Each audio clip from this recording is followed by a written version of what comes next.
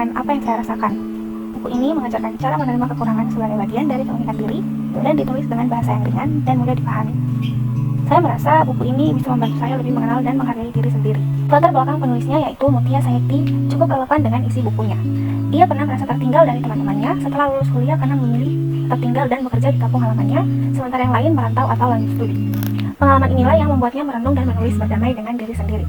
Jadi, isi buku ini memang banyak terinspirasi dari pengalaman pribadi Mutia dalam menerima keadaan dan mensyukuri hidup, meskipun hal itu bisa jadi tidak selalu sama atau relevan bagi semua pembaca. Buku Berdamai dengan Diri Sendiri adalah buku yang banyak berbicara tentang bagaimana cara kita menerima dan memaafkan diri sendiri. Isinya penuh dengan perenungan dan kalimat-kalimat yang menenangkan. Penulis seperti mengajak pembaca untuk berhenti sejenak dari hiruk-pikuk kehidupan lalu melihat ke dalam diri sendiri, mengakui luka yang pernah ada dan mencoba menyembuhkannya pelan-pelan.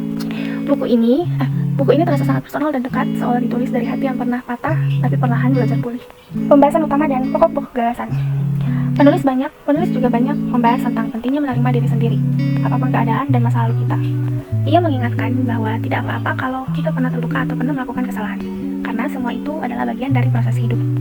Tidak ada manusia yang sempurna dan kita tidak harus selalu kuat.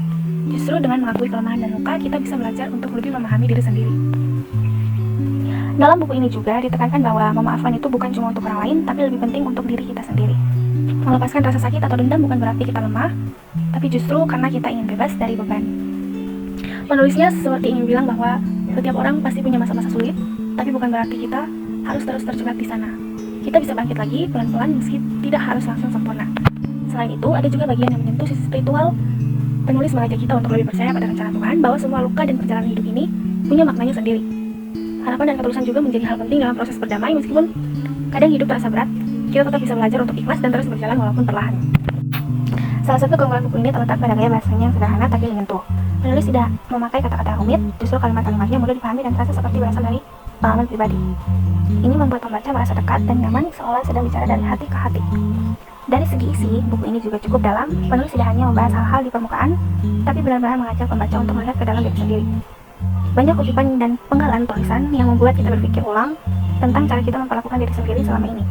Meskipun tidak menggunakan istilah-istilah psikologi yang sulit, pesannya tetap kuat dan mengena. Yang membuat buku ini semakin relevan adalah karena isinya sesuai dengan kenyataan hidup banyak orang saat ini. Banyak dari kita yang sedang berjuang untuk menerima diri, memaafkan masa lalu, atau mencari arah di tengah tekanan hidup. Buku ini hadir seperti teman yang menguatkan, terutama saat sedang lelah atau kehilangan harapan. Buku Berdamai dengan Diri Sendiri mempunyai beberapa kekurangan. Buku ini lebih banyak membahas cara menerima diri tanpa menjelaskan kenapa orang bisa sulit menerimanya, jadi bisa membuat pembaca bingung.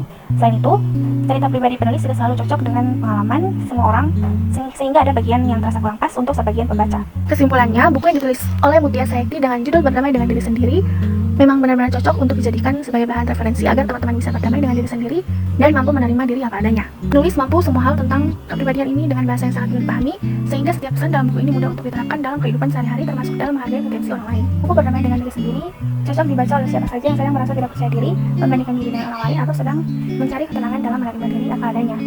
Buku ini juga pas untuk remaja, mahasiswa, atau orang dewasa muda yang sedang mengalami krisis identitas atau bingung menentukan arah hidup.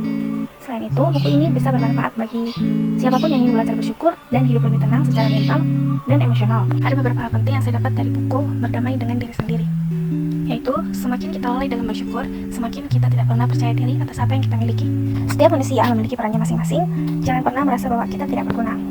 Kekurangan dalam diri kita bukan penghalang untuk menjadi pribadi yang baik, bersyukur dengan apa yang kita miliki, dan berhenti membandingkan diri dengan kehidupan orang lain.